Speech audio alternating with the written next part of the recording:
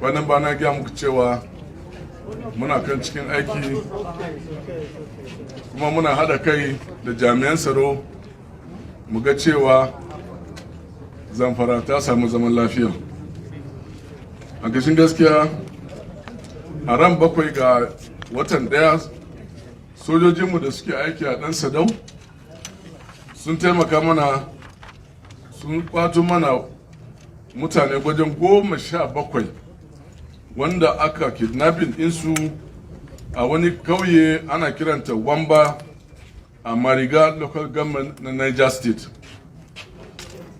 Wayannan wanda aka kwato su a gunyan ta'adda an kawo mana su, mun kai su asibiti sun samu lafiya, kuma mun kai su Niger State muka ba wa shi commissioner of police na Niger don ya hananta su ga iyalinsu. Kuma muna nan mun samu wasu wanda aikinsu su kama kananan yara, su yanka su, su cire idanun, azzakarinsu, hanji da maƙogoronsu.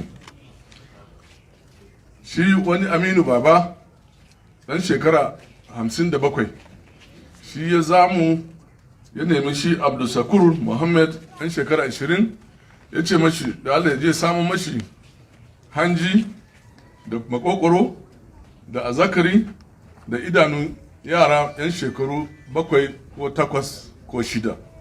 Shi kuma sai samu yan uwan shi akan zai ba shi kuɗi 500,000.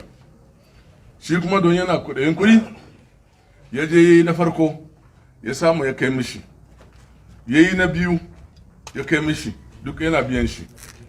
To na ukun ne ya yi an biya, amma Allah ya tura masa asiri, mun samu mun kama yaran sai suka kai wurin shi, muka je muka samo shi a cikin silin, ya ja buya a cikin silin.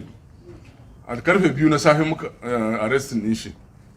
Shi wannan kuma yana da ya'ya kusan 17 da mata 3, amma bai kama ya'yan shi ya yanka ya cire maƙogoro ko azzakari ko hanji ba, amma sai ya'yan mutane ne yake so a kawo mashi. Kuma yace shi a cikin kayakin da ake kawo mashi maƙogoro ne tafi daɗi, kuma haka yake dafa ya ci, sanan sauran fatin sai ya sayar. To Allah ya sa mun kama shi, kuma muka gama bincike za mu gabatar da shi a gaban hukuma.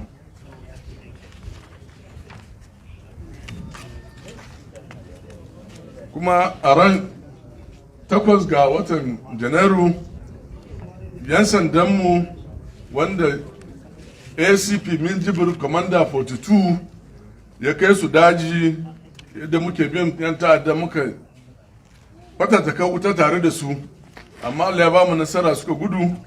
Da muka duba wuraren sai muka samu muka sinto gurnet propel launcher da bindiga a inda suka gudu.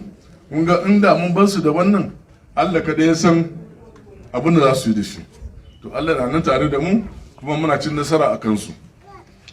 Haka kuma muka kama mutane guda 4, har da wata mai suna Zainab Aliyu mace, ta jonin wasu samare guda 2 sun je kusa da gidan sarkin tsafe, suka je suka fasa transformer, suka ciccire wayoyin, suka je suka sayar da shi akan kudi 97,000. To bincike na kai don mu samu suwa suke tura su suke sayan wannan abubuwan, don muka kama masu saye kaga ba za su samu barawo ba. Sannan na 4 kuma akwai wata mace 'yar Niger Republic mai suna Aisha Ibrahim.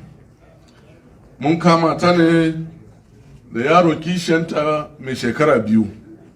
Ta zo Gusau daga Niger ta zo ta sayar da yaron nan.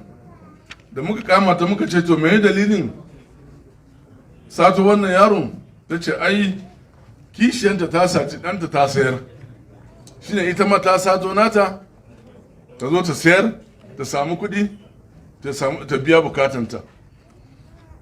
To ina gaya muku cewa Gusau ba inda za zo ana wannan halin ba, don duk 'yan sanda na suna nan suna aiki dare da rana ta shigo kuma Allah ya sa mun kama ta, amma tun da ita ba har Najeriya ba, mun gama bincike za mu hananta ta ga immigration don a san matakin da za a ɗauka game da ita. Na gode muku da zuwanku, thank you.